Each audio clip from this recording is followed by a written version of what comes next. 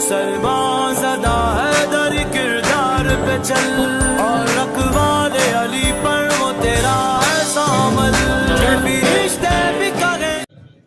ایک روز خلیفہ ہارون الرشید نے اپنے اصحاب سے مشورہ کرتے ہوئے کہا کہ بات سمجھ میں نہیں آتی کہ یہ عرشی و عرشی سب مجھے سلام کرتے ہیں، کیا سب مجھ سے محبت کرتے ہیں؟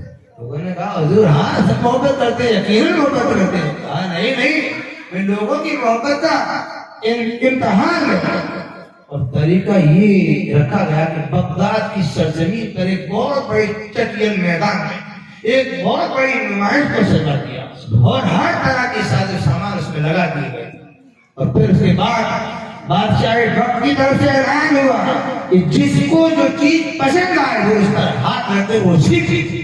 سبحان اللہ، اعلان سنا کیا کہنے لوگ توڑے، اور حاضر ہوئے نمائش گاہ کے اندر۔ چاندی کے شوقین چاندی پر ہاتھ رکھ کر کھڑے ہو گئے، سونے کے شوقین سونے پر ہاتھ رکھ کر کھڑے ہو گئے، ریشم و اطلس و کمخات کے شوقین ریشم پر ہاتھ رکھ کر کھڑے ہو گئے، اور گھوڑے کے شوقین گھوڑے پر ہاتھ رکھ کر کھڑے ہو گئے، اور زرہ کے شوقین زرے پر ہاتھ رکھ کر کھڑے ہو گئے۔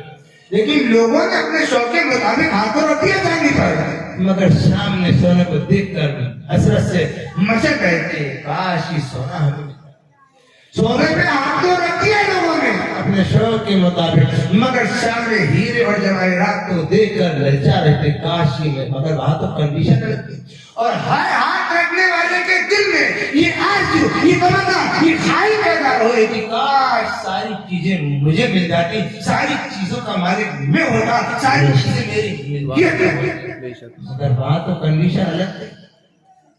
بادشاہ کا اعلان تھا کہ ایک چیز پہ ہاتھ رکھ دے وہی اس کی ہوگی، ایسا نہیں دونوں ہاتھ دو چیزوں پر، نہیں ایک چیز پر۔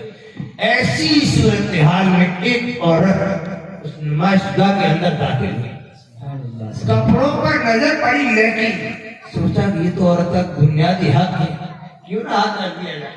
جیسے قریب پہنچی، قریب تھا کہ ہاتھ رکھتی، سامنے اس کو ہیرے جواہرات بھی ٹنگے ہوئے نظر آئے، زیورات بھی ٹنگے ہوئے نظر آئے۔ اس نے کہا کہ نہیں، اگر میں کپڑوں پر ہاتھ رکھتی ہوں تو مجھے زیورات حاصل نہیں ہوں گے، اور ایک عورت کا حسن زیور کے بغیر نامکمل ہے۔ جیسے ہی زیور کی طرف بڑی، سونا اور چاندی کی طرف، تو سامنے اسے ہیرے جواہرات نظر آئے۔ اس نے کہا کہ نہیں، اگر میں اس پہ ہاتھ رکھ دیتی ہوں تو پھر مجھے یہ نہیں ملے گا۔ اس نے فیصلہ کیا نہیں، میری زندگی کو تو مکمل تکمیل اس وقت ہوگی کہ ساری چیزیں ملیں، ہر چیز کی مالک میں بن جاؤں، ہر چیز میری ملکیت میں ہو۔ ابھی تو میں نے کسی چیز پر ہاتھ نہیں رکھا، اس لیے میرا حق ابھی محفوظ ہے۔ تھوڑا سوچ بچار کر فیصلہ کیا جائے تو بہتر ہوگا۔ پوری نمائش کا دورہ کیا اس عورت نے، اور باہر نکل آئی، اور باہر نکلنے کے بعد خلیفہ ہارون الرشید کی کرسی کے پیچھے آ کر کھڑی ہو گئی، اور بہت سنجیدگی کے ساتھ دھیرے سے خلیفہ کی پیٹھ پر ہاتھ رکھا۔ بادشاہ نے پلٹ کر دیکھا، کہاں آلوز لگا سے چیخا، اے عورت کیوں آ کر کھڑی ہوئی؟ تجھے کوئی سامان پسند نہیں آیا، تیرے سمجھ میں نہیں آیا؟ تو عورت نے بہت ہی سلجھے ہوئے مخصوص لبو لہجے میں سنجیدگی کے ساتھ کہا کہ حضور پسند کیوں نہیں آیا؟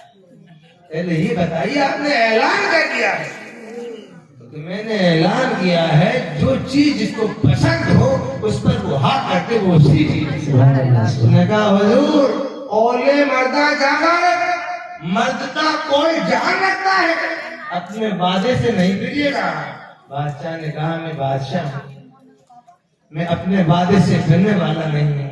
تب عورت نے کہا کہ حضور اگر میں ایک چیز پر ہاتھ رکھ لیتی تو دوسری چیز مجھے نہیں ملتی، اس لیے میں نے اپنے دل سے پوچھ لیا، اپنے نے فیصلہ کر دیا کہ اس چاندی کا مالک کون ہے۔ اپنے نے جواب دیا کہ بادشاہ مالک ہے۔ میں نے کہا کہ اس سونے کا مالک کون ہے، تو اب نے فیصلہ کیا کہ بادشاہ مالک ہے۔ پوری نمائش کا مالک کون ہے؟ جن نے کہا بادشاہ مالک ہے۔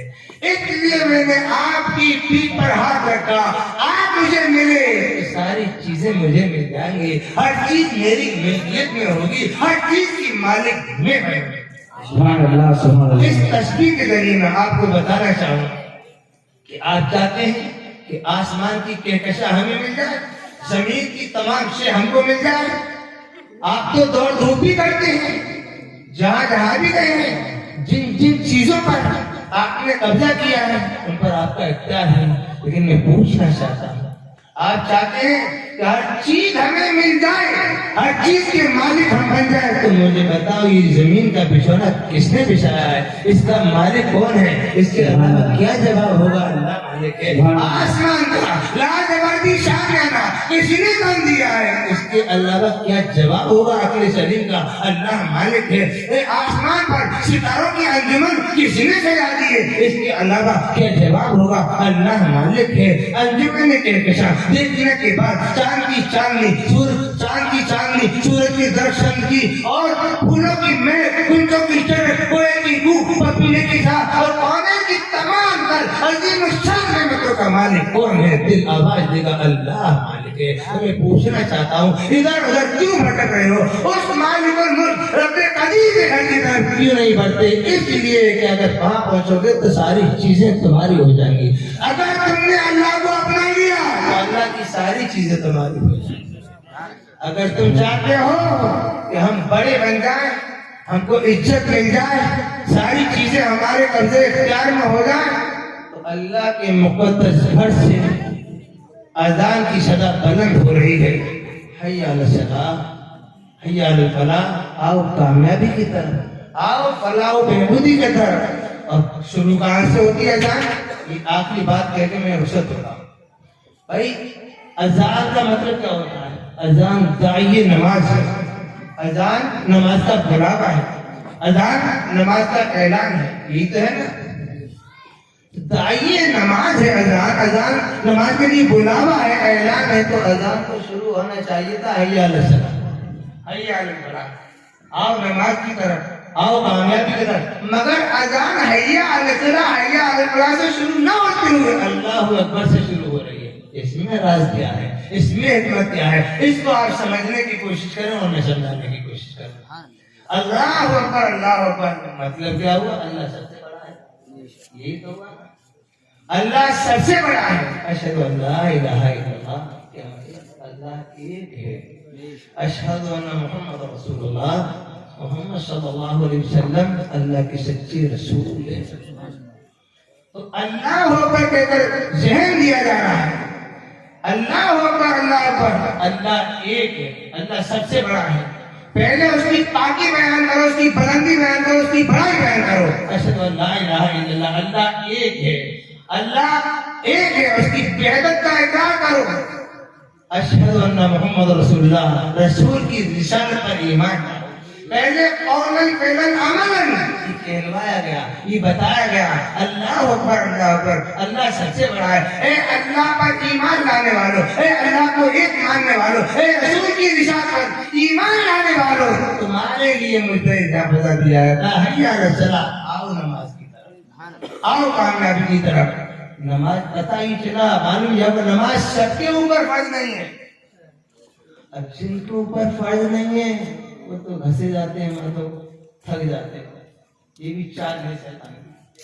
اور جن کے اوپر فرض ہے وہ جاتے نہیں، ان کو روکتا ہے شیطان۔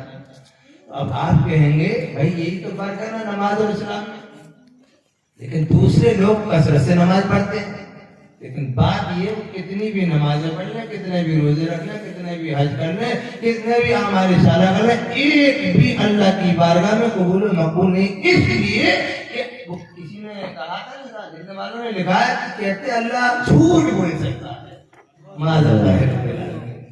جو اللہ کی وحدت کا اقرار نہ کرے، اللہ کی پاکی بیان نہ کرے اور اللہ کو کہتے معاذ اللہ جھوٹ بول سکتا ہے، کیا اس کا ایمان سلامت رہے گا؟ ذرا بولو۔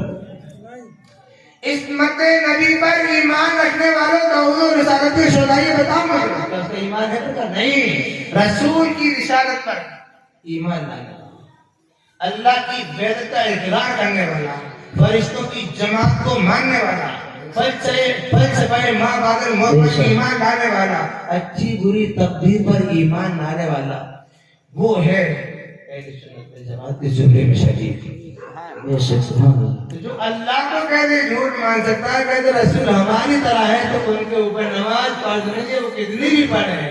معلوم یہ ہوا چلا، پتہ ہی چلا اعلان سے، اے اللہ کو ایک ماننے والوں، اے رسول کی رسالت پر ایمان رکھنے والوں، تمہارے لیے یہ مزہ جاپنا خوشی نہ دیا جاتا، حیا الصلاۃ، آؤ نماز کی طرف، حیا الفلاح، آؤ کامیابی کی طرف۔